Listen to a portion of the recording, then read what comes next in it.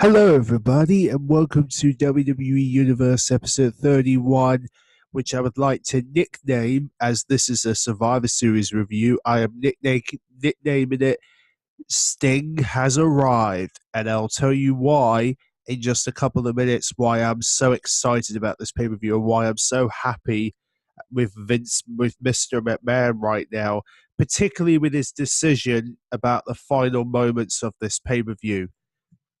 But first, let's start with the kickoff match. As always, as you can tell, Fandango with his new look and Rose Maris, if I can pronounce her name right. She's basically the new manager for Fandango and gives Fandango a new look when he takes on Justin Gabriel, which I have to say looks pretty good on him. I think he's more he's more he's more in your sort of like a more attitude sort of character, judging from what we got from him. I think he's going to be very interesting by the time we get to WrestleMania. I think he'll be one of those people who will win a title by WrestleMania time, I reckon. That's if we get anywhere close to that level.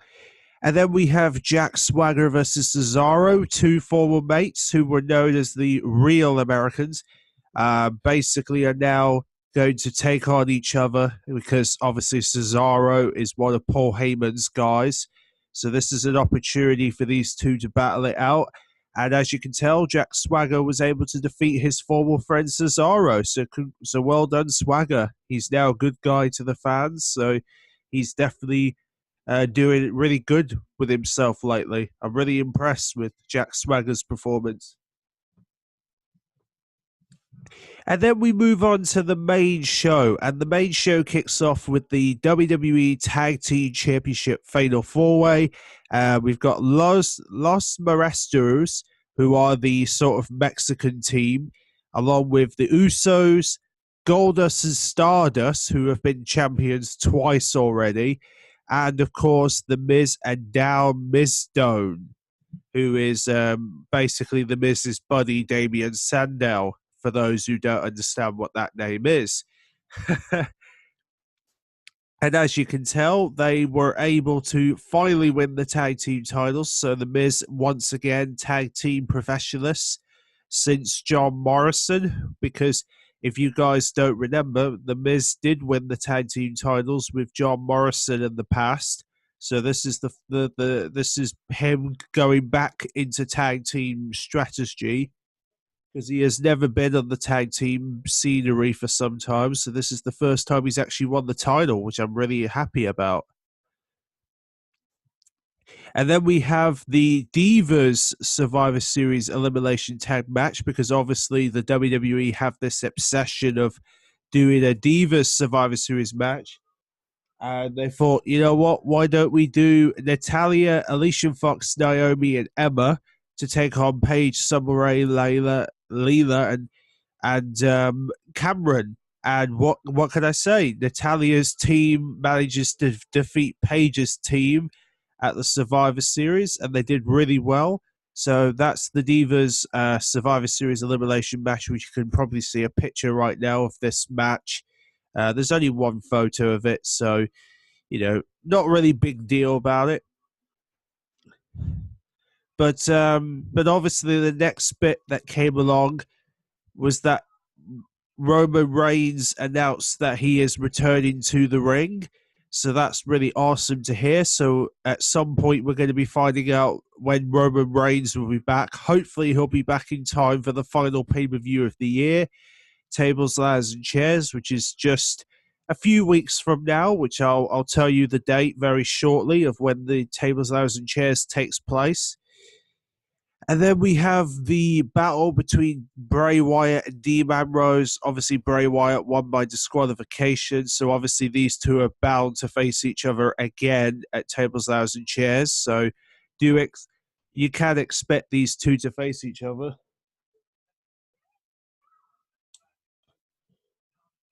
So that's going to be good. And then we have Adam Rose and the Bunny versus Slayton Gata, which I don't know what that's about, but hey, good match, very entertaining from Adam Rose.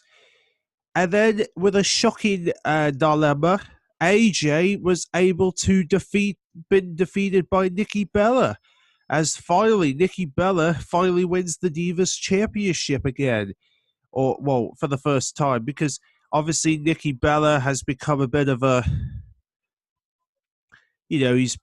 she's become a bit of a bad girl, obviously, since joining the Authority, who are no longer, which you'll find out what happens with the Authority very shortly. Nikki Bella was able to win the Divas title, which I was really surprised because, AJ never thought she would lose her title like that, but hopefully she'll win it back from Nikki Bella by the time we get to the next pay-per-view. We'll have to wait and see. And then obviously we get to the main event, which is obviously Team Cena versus Team Authority. Obviously, Team Cena is combined with John Cena, Dolph Ziggler, Eric Rowan's, Big Show, and Ryback are all the people involved in that team. And then you've got in the Authorities team, you've got Seth Rollins, Kane, Mark Henry, I forgot the guy's name with the dirty t-shirt, who's just become the Intercontinental Champion, and the US Champion Alexander Ruche. And they were unable to defeat Dolph Ziggler and Cena at the very end of the match, which I thought was absolutely fantastic. That finally the Authority are out of business. But it all doesn't end too well, because by the time Triple H gets to the end of this match, he's got more people to confront. Because,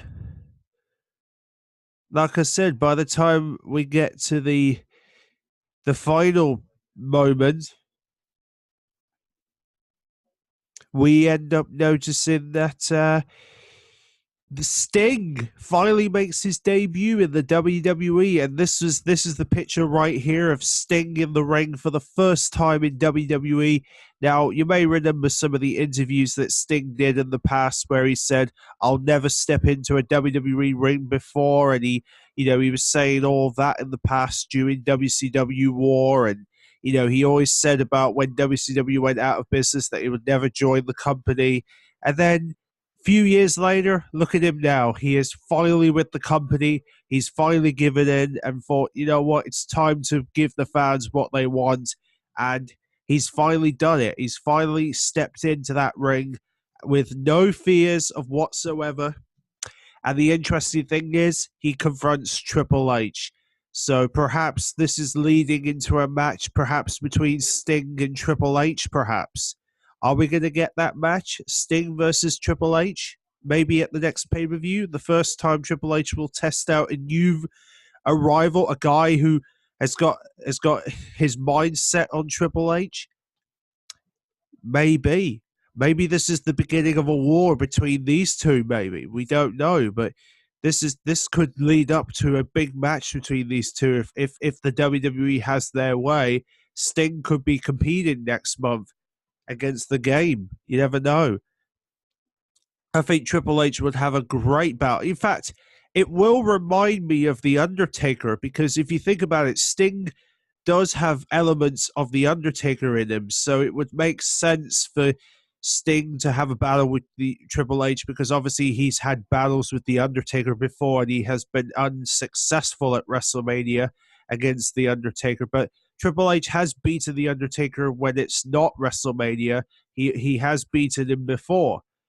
But as far as Sting is concerned, Sting is a more active, more energetic sort of person, as you have seen in the past in WCW, and some of the great matches he's done in the past. You can tell that Sting's got a lot of energy to be the best, really, and of course he is known as the Icon. So, and now that he's in WWE 2K15, it makes perfect sense for Sting to finally make his debut leading up to WrestleMania 31. I have no doubt Sting will be participating and competing at WrestleMania for a few years. I really do feel he'll have a lot of WrestleMania moments by the time we get to the 31st WrestleMania.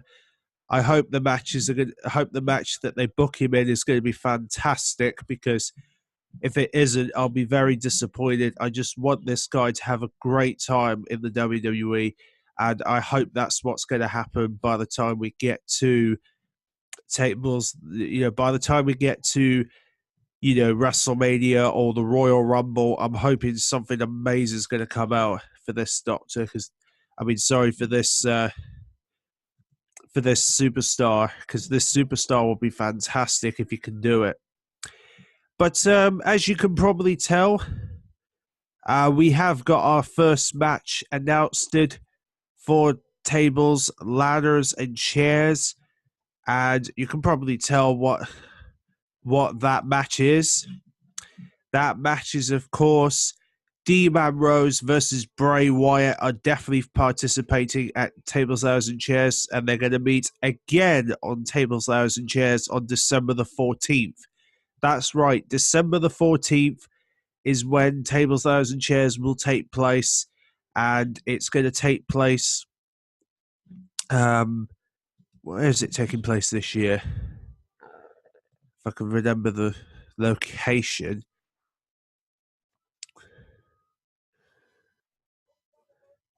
Oh, that's annoying. They don't tell you the location, but yeah. So basically, December the 14th is the day WWE will be celebrating their last pay-per-view of the year, just before the big celebration, which is tribute to the troops, which takes place on. As you may know, they're going to be having their Christmas show next month. So we've got not only got Tables, Ladders, and Chairs, but they've also got their own Christmas show to think about, which will be nice to see. And that's really it. Really, it's just a fantastic. It's going to be a fantastic end of year for WWE before they head to the Royal Rumble, where hopefully Brock Lesnar will be back in full swing. And hopefully we'll get something amazing from Tables, Ladders, and Chairs. But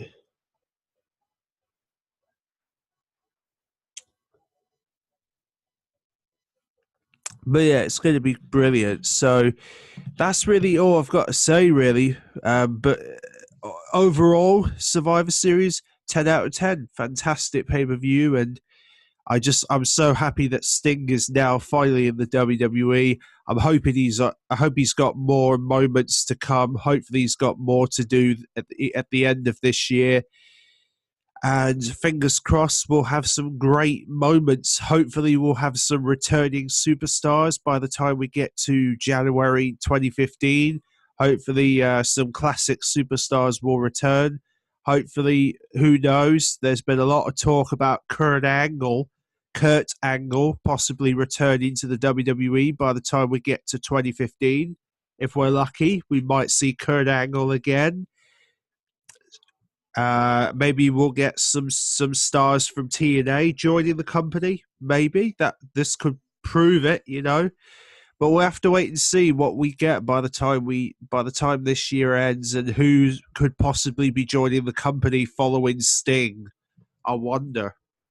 Anyway, that's really it for the Survivor Series, and you can see me next month for this WWE Universe when we'll talk about Tables, Ladders, and Chairs and Tribute to the Troops, as we'll have a Christmas special about the Tribute to the Troops, which will be at the end of December. But until then, take care and enjoy your day. Take care.